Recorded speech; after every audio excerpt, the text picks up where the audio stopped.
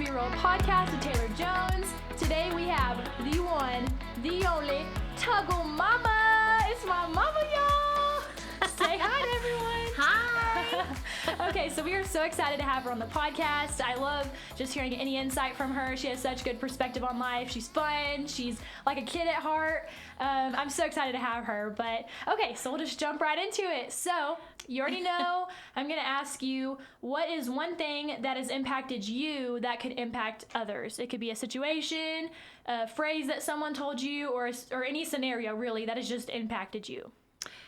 There's a lot in my life, because I'm 43 years old, that I could talk about, actually, people that have come into my life and all.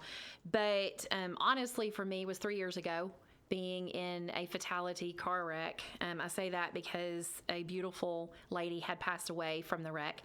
And I was going through that victim stage of, why her, why not me? Because my heart is that type of person. I don't want something to happen to somebody else. I want to take that from them. And so getting out and realizing, what had happened, although the wreck was not my fault, it does not matter. I think when you love people, you don't ever want to see someone die. And to know... And you were blindsided by the car. I don't even remember the hit. I remember seeing them, but they come out right in front of me on the highway. So I was not able to react at all. I don't think I reacted at all. I mean, there wasn't time to react. So when I came to, I pretty much thought I was dead. I thought I was in heaven, not being in heaven, not knowing what you go through before you get there. I could just see white smoke powder, in front of my face. So to me, that's like clouds, when I kind of came to in the ditch in somebody's field. Then I went through a fence, and I started having kind of a video screen in my mind of you guys, like, marrying your dad, meeting your dad, having children, watching y'all grow up. It was kind of crazy. And then at one point, I kind of pinched myself and realized I'm alive, Oh my gosh, I'm in this car, there's all this white powder, I think it's about to catch on fire. I get out. It took a while to get out because everything was so impacted, and get out to find the lady the way that she was. And so anyway, it really took an effect on my mind, soul, and spiritually, I think, for a while, because I wasn't angry at God like as if I had just lost a family member. It was more like I was upset that God took this beautiful woman from her family instead of me. I don't know. It was kind of a victimizing thing in a way. I mean, I would rather it had been me, just because I don't know her. And for all I know, she's better on this earth than me. I mean, I think we should feel that way, that the person beside us is just as good as we are. And you were literally, I remember you telling me you were literally watching her pass away in your arms, which is so scarring. Like, when I opened her door on the passenger, she was the passenger side. The driver, they were an older couple. They were in their 80s. He was just not aware of anything going on. I think he had dementia or something. And I couldn't get him out. And I went around, and when I opened her door, she fell, on me. So kind of held her hand a little bit. I never saw her face. Her hair was in front of her face. And I knew she was probably gone. And I kind of, got her back in the car and shut the door. And there was an older lady in the back as well. And come to find out, she was sisters to this lady. And small world, they do not live in our town. They actually live 2.5, 3 hours away in Waxahachie, Texas, which is where I was raised since I was a little girl until I was 16. When my dad moved me to Toller, Texas. So it was kind of crazy. So she only had one daughter, and her daughter lives in Whitney, and she had contacted me through Facebook and mutual friends, and realized that my mom was her schoolmate, like when they were in elementary in Waxahachie. Yeah. So it's kind of crazy how all that came to be. And she was really there for me to let me know, that wasn't my fault. And her mom was a wonderful person. She lived this long, wonderful life.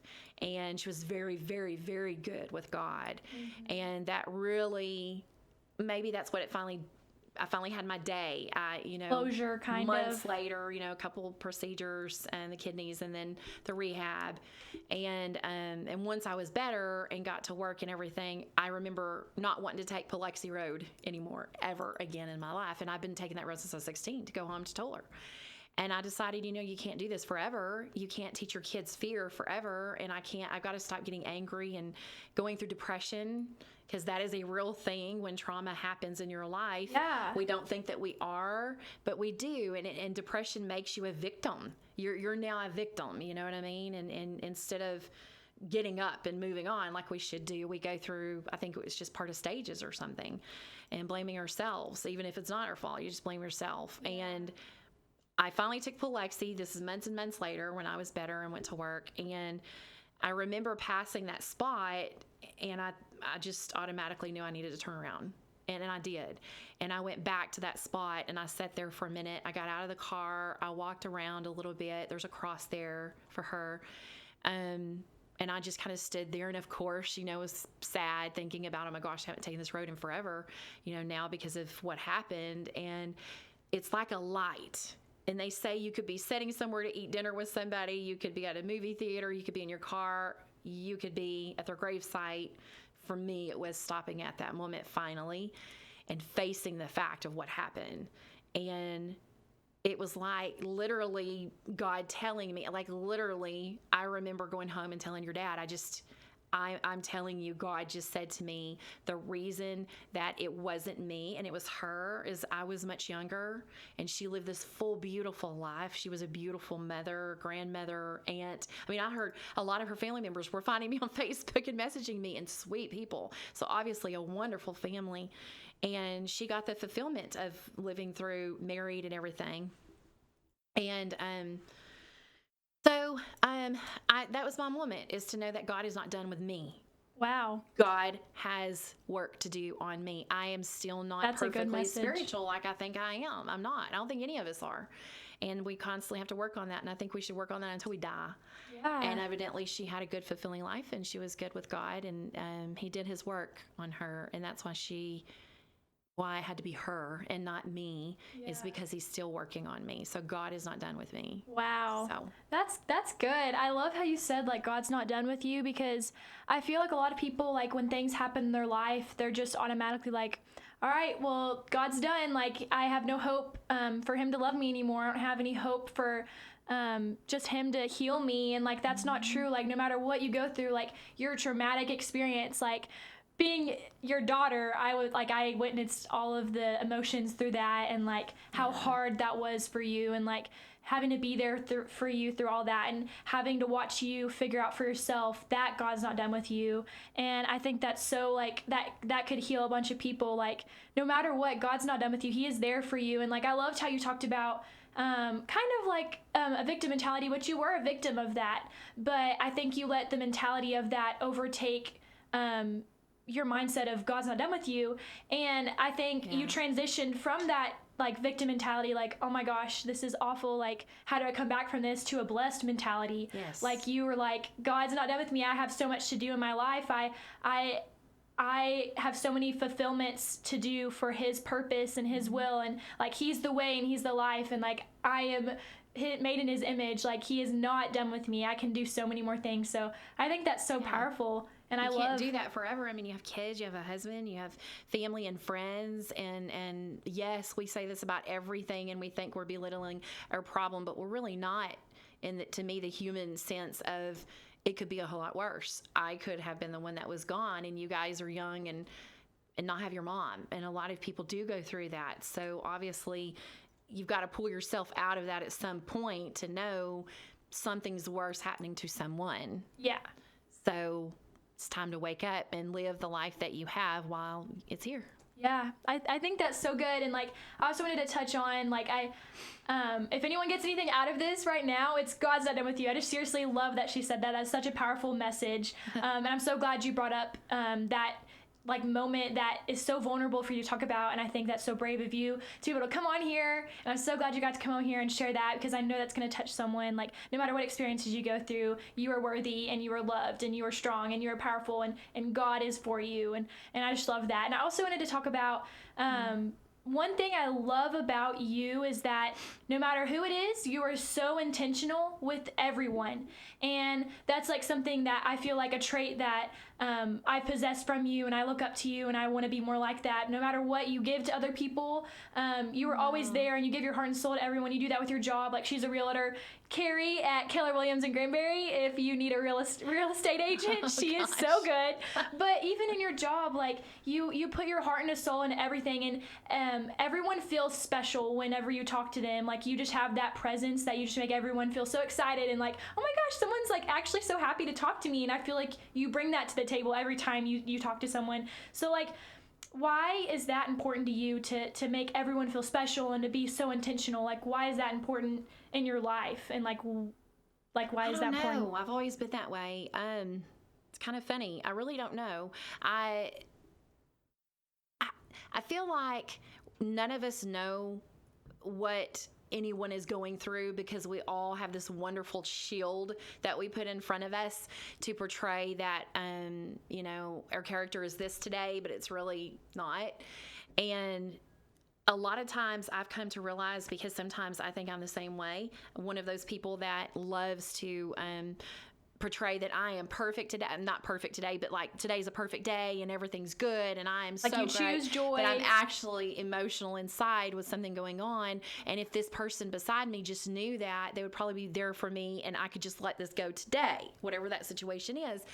But I don't want to put that on somebody else because I know that they have their situation. And I see too many people I feel are happy people sometimes are hiding their own sadness or, something going on in their life or depression or whatever is going on.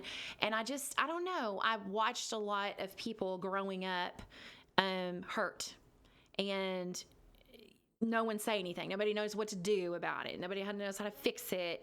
And so it's just, oh my gosh, pick yourself up and go kind of thing. Whereas now there's these diagnoses and things that they did not have when we were kids, since you guys were kids, for y'all's age groups, to be able to help someone. And I have that in my mind. And sometimes I think that's a trigger for me because I always felt different. I had to go to Scottish Rites. The Masons paid for me to go to Scottish Rites when I was a kid because my parents didn't have a lot of money. And they were great friends with a lot of Masons and they have wonderful benefits. And I felt different. And I felt like, a lot of people wanted me to know that I was different. And as I grew, I realized it's okay to be different. It's okay to be you. It's okay to be happy. It's okay to be sad. It's okay to be mad. It's okay to cry. It's okay to do those things, and people need to let that be okay.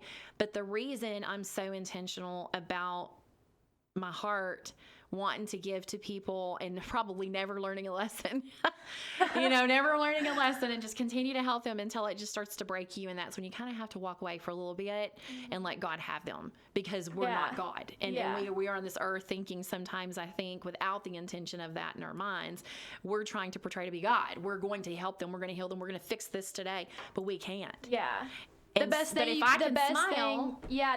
you can do for someone is like you can't be God to them, but you can make them feel special and make them feel intentional and make them feel loved. And I feel like you're so good at that. Like no matter everything you've gone through, I feel like you always you light up a room and you make everyone feel good, no matter what you're going through, And I think that's an important trait to have. My gosh, you're gonna make me feel good today. Well, good. I want to make you feel good. Everybody needs a compliment. Everybody needs a hug. Everybody needs to hear something. And even if it's just you literally just listening to what they have to say and then saying, I love you, literally, I feel like it can make the whole day better. There's too much hate in this world.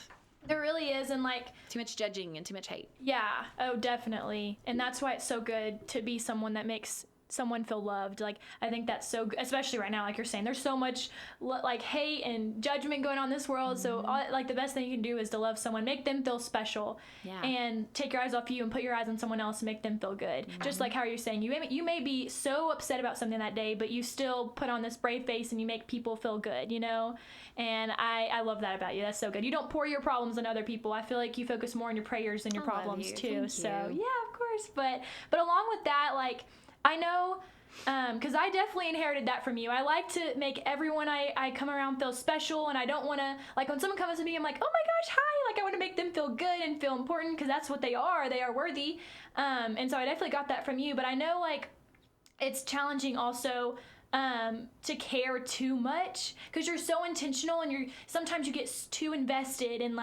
you kind of care too much if you don't receive the same the same thing back. And so what do you have to say to people that get easily disheartened by not receiving the same energy back, or like not receiving the same just love back? Like, what do you say to people?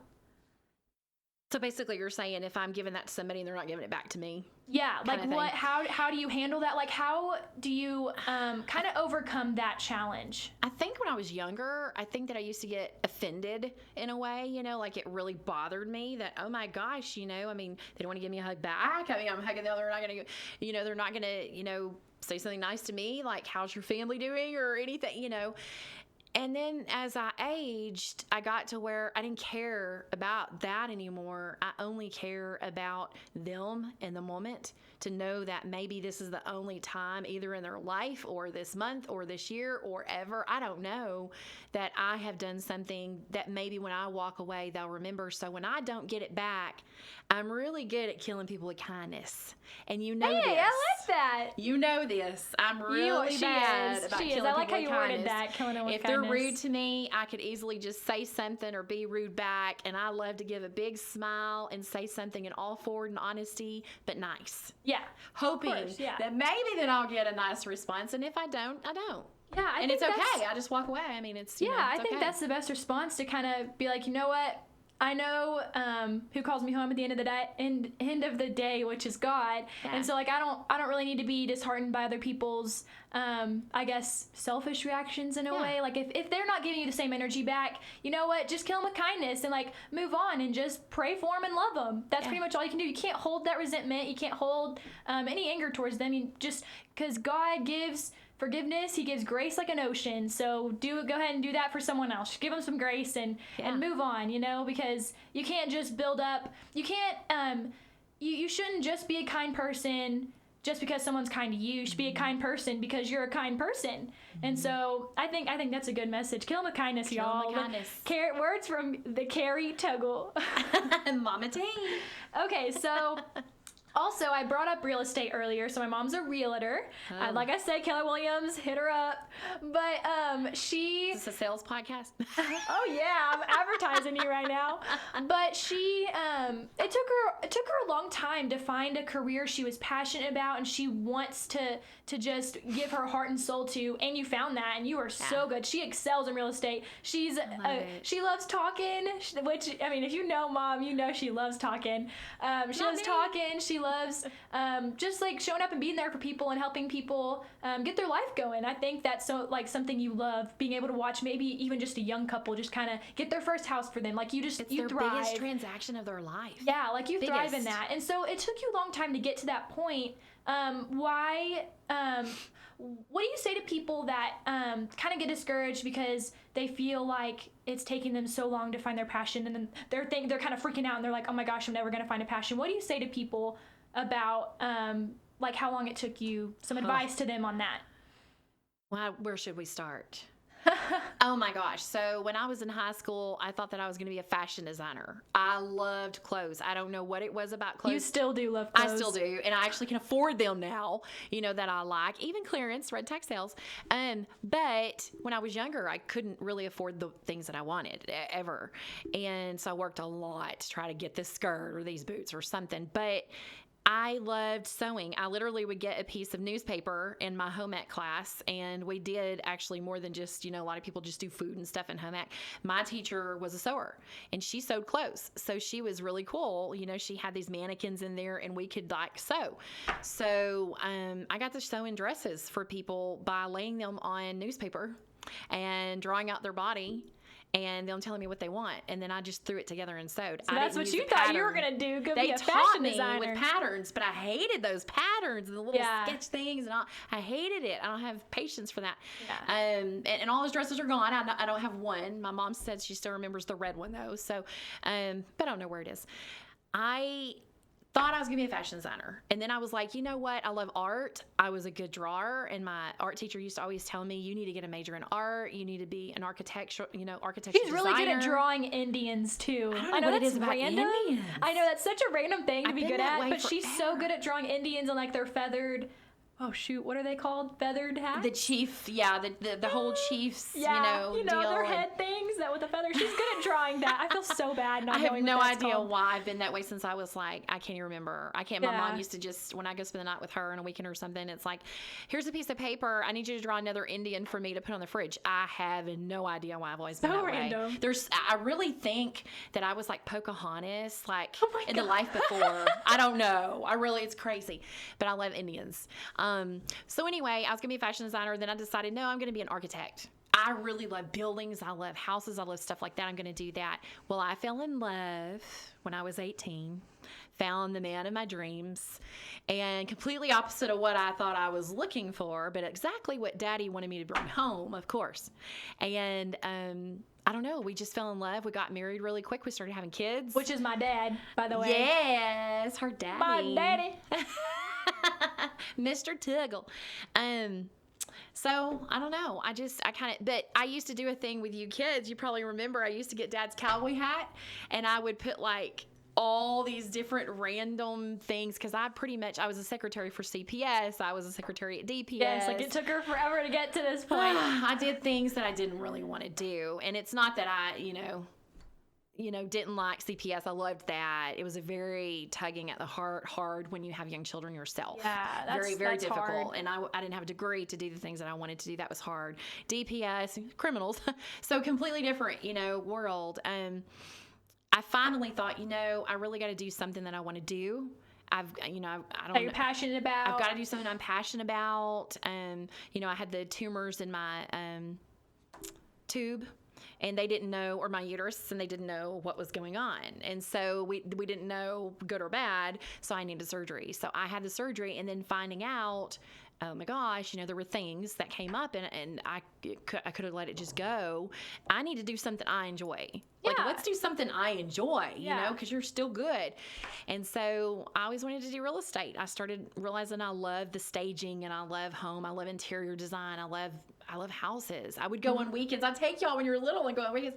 But I got that cowboy hat of your dad's. Remember before I decided real estate? Do you remember this when you were little? And I made all the kids draw a piece of paper out of this hat, and one would say, I don't even know. Astronaut, pediatrician, attorney, cashier, I don't know. And I just didn't know what I wanted to do. And whatever I did, I know it would affect you guys and your dad. And he already had a crazy, hour job. Yeah. And so I wanted to make sure to do something that's convenient for my family too. And then finally one day I just went, that's it. When try this out. Surgery is going on, I've got to do something I want to do. And I love it. I absolutely love it. I do way more than what my job is entailed. Yeah. And I'm always that way though. I think I have to go higher, and I need to know more. It's like I think I'm a title officer and a lender, because it's like I want to take classes where I learn what they're doing, at least the basics, so that way I'm able to help my clients on the best loans and the best things. Like you want to constant, what I do. Yeah, you just constantly want to be like educating yourself. I love it. And like she is like that. She loves to know, she's so passionate. She wants to know everything about what she's doing her career in. Yeah. And I know it was kind of hard for you when we were growing up, because you were like, oh my gosh, I can't find my passion. I don't know. But then you finally found it, and you're here where you're at. So what do you say to those who haven't, they're stressing out? What's your advice to them about maybe being patient? Or honestly, I think that we don't hear God. I literally feel, because as soon as I became a realtor, it was just easy. Yeah. It was absolutely easy. And your dad mentioned to me, you talked about this 20 years ago, and I didn't do it. I let fear get in the way of that. At the same time, who knows? It could be that it wasn't my time. I think it was, but maybe it wasn't. But I feel like we pass him up so much. We're driving on the highway thinking about something we want to do or somewhere we want to go. We question it 100 times over. And then later we go, we were supposed to have done that. I literally feel like I passed it up several times. And so once you finally get to that point of not feeling selfish, because when you're really passionate to do something you really want to do, you almost feel selfish or something, especially when you're a mom and a wife. You literally do not want to. Yeah, I remember you were like just parties. A little bit. You were a stay-at-home mom because you had 3 kids. Boom, boom, boom. You had to take care of those kids. Try to stay home a little bit here and there. Yeah, and so I know. Yeah. I remember you telling me that you're like, I feel selfish leaving y'all right now. This is just, it's hard, especially when I'm not passionate about something yet. Yes. And so I think that's good. like, it's good whenever if you're struggling with something like that. I think it's important to be patient, because my mom is the living example that, like, she's been a realtor for 7 years. When I was 9. 9, oh my gosh, that's flown by. So nearly 10 years. So she was like early 30, or I guess mid 30s or whatever, whenever she finally found her actual passion that she wanted to do in her career. So, like, I'm just telling you, just be patient, and, like, don't let life pass you by and miss and good opportunities. And, like, also, my mom put this off for so long because she felt selfish. Like, go for your dreams. Like, if you actually know what you want to do, go for it. But if not, just be patient and pray about it. Pray about it, and he'll answer. It may take a while. That's why it's important to be patient. But just pray about it, because my mom's a living example. You'll find it. Even if it takes you 35 years, you will find it, and you will excel in it. And so I think that's so good. Yeah. And then also, like, so my mom and dad have been married for nearly 24 years in September. Okay, yeah. We've been together 26 years, but 24 married in September. 24 in September. So they've been married for quite a bit. And I love their relationship, and like, I look up to them a lot in relationships, because they're just so fun, and with each other they're funny. And, like, my mom always talks about my dad and calls him hot, which is so weird, y'all. So I'm like, Mom, cute. you're, like, old now. Oh my gosh. I'm just kidding. He's so cute. Oh gosh, it just, like, it really stresses me out. I probably shouldn't even brought that up, but, like, they call each other hot, and, like, they're still young at heart in their marriage. And, like, what is just some stuff that, like, you love about dad, or stuff about y'all's relationship that just keeps that love strong and keeps it young, like, keeps the love young too? You know, like, you're not growing bored of each other or anything. It's still fresh to y'all, I feel like. So I remember my parents when I was growing up, when they were married. I remember a lot of struggles. I mean, obviously, when you're a young couple and you have young kids, boom, boom, boom. I mean, it is a struggle financially, mentally, spiritually, probably even, really. Yeah. And you kind of lose yourself a little bit for each child you have, I think. And what I mean by that isn't a horrible thing. I mean, it's a very unselfish thing. Because you put them first. Yes. You just want to do everything for them. You will eat last if there's anything left. You literally do that. You do that. I know. You will eat last. Like, I literally do eat last. She cooks us. No, like, she literally They're cooks like, Mom, us. come to the table. Yeah, seriously, we always like that. She will cook us a whole meal, and then she's the last one to eat it. And I'm like, Mom, why don't you just go for it? I just want to make sure everybody gets what they want, and if they have their drinks, salt and pepper on the table. Like, she's so such weird. a caterer. She caters to everyone. She's such a server. to cook. Which is like, she has to make people feel special. She has to make us feel special every meal. She's like, okay, y'all go first. I'll make you drinks when you want to drink. Like, so good. But okay, anyways, back to you, Dad. But literally, so watching my parents' struggles, I thought to myself, I feel like they never took enough time for them to have them time anymore. Forgot to date. They forgot to keep dating. You don't stop dating. Even when you marry, you're going on a married date, but you don't say that. You're going on a date because you need to be able to enjoy each other. So honestly, when you and Cassidy were little, before we even had Colton, before he was even thought of yet, by God, to come and play, I looked at your dad one day and I said, you know what? It's been a couple of years. Like, literally, it's been all about our girls, and we absolutely love them. But I don't want you and me to forget about us. It started with us. That's and good. when it ends, it's going to end with us. And so, me and him. And so I said, I need to know that we remember each other and we take time for each other. You don't want to forget about each other. And we find each other again, because you kind of lose each other a little bit, not ton, but you use a little bit of like, do you remember what my favorite candy bar is? Yeah. I think it's a da-da-da-da. No, that changed 10 years ago. Because you get so wrapped up in, like, I feel like y'all, I don't remember when y'all did this, because, like you said, it was when we were younger. But, like, I know it's easy for, like, when you get married to kind of just, like, I don't want to say disregard the other person, but, like, you're so focused on your children. Yeah. I feel like, because I know you are so focused, like, on the entire family. Like, you really are so family oriented. But, and then you lose sight of, oh, wait, I'm in love with this person. I need to, like, take them on a date, make them feel special still. Even though I love my kids, I still have to make make our marriage feel special and fresh, too, you know? Daddy and I don't live by the book that, I don't know if that's old-fashioned or if that's just me in my mind, and some people are just this way. We don't live by the book that it all needs to be his idea. I have literally planned trips for him and I. We're not real frugal people, so we don't go fly to Cabo. Oh, yeah, you independent. We drive to Fredericksburg for a weekend or go to San Antonio for the weekend. I mean, that's what we do. Yeah. Because I hate airplanes. Hopefully one of these days I won't. And we'll go to Cabo. But I wanted us to have time together, but I literally have planned stuff for Dad and I on our anniversary as well as he has, but he didn't like it when I started doing it sometimes. And I asked him one day why, and he was like, I thought, I need to be played, and I go, you just forget about all that saying. Like, I think that the woman needs to do for the husband too and surprise him too to keep the passion alive. It doesn't need to be all on him. Yeah, I feel like some girls expect so much from the guys. All and I'm on the like, guy. when are y'all going to love on the guy too? Like, I still Sometimes show it's okay. Jake, and I'll surprise him with flowers sometimes. You know what I mean? Just to make him feel special. Like, I feel like the girls. And he would never expect it. Yeah. So it's something he never expects, and it's something that just makes him like, well, that's weird. Oh, but I really think, well, wow, that's really cool. Yeah. Like, it keeps it alive.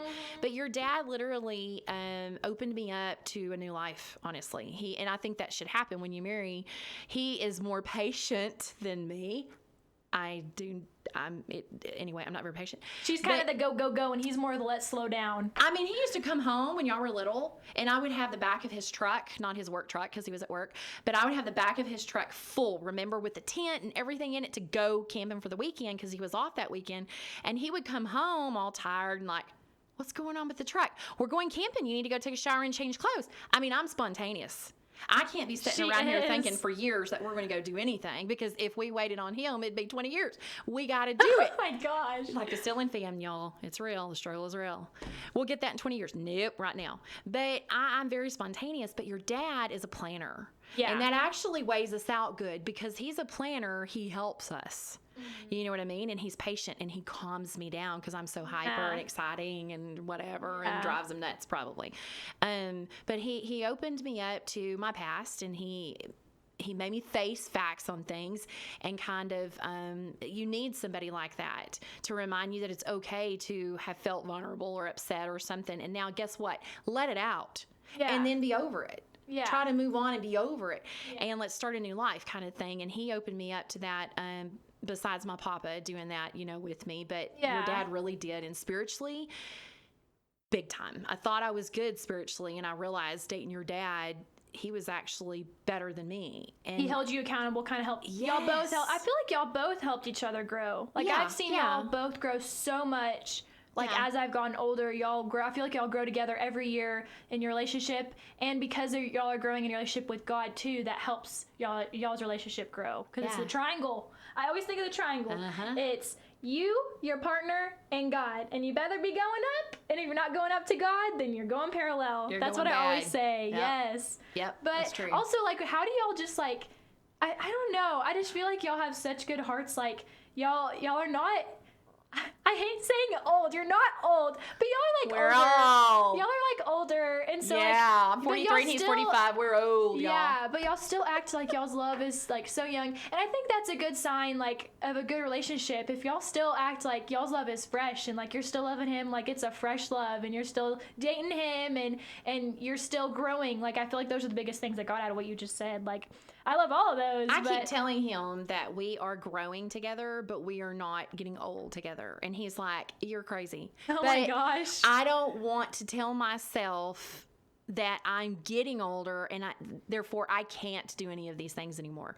Because to me, that then sets the mind that I can't do this anymore. I can't go sailing anymore. I can't fly anymore. I can't run a, 5K if I wanted to anymore. I can't.